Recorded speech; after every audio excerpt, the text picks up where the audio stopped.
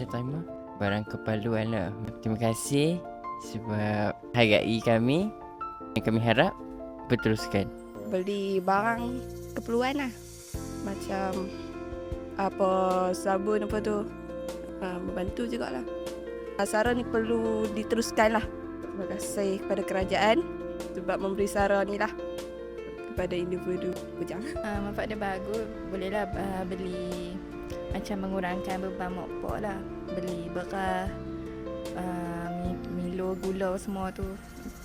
Saran ni perlu diteruskan lah sebab dapat membantu yang mana kekurangan.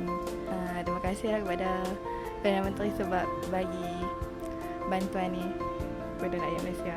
Alhamdulillah dapat membantu banyak orang masyarakat kita yang memerlukan, terutama kali orang yang macam kami ni takat RM50 tu bolehlah beli barang-barang keperluan bulanan tu.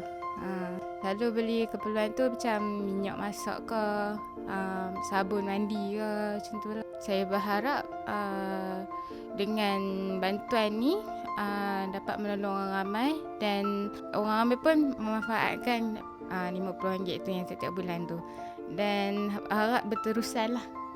Terima kasih kerana membantu kami semua. Saya harap negara ini maju dengan jayanya.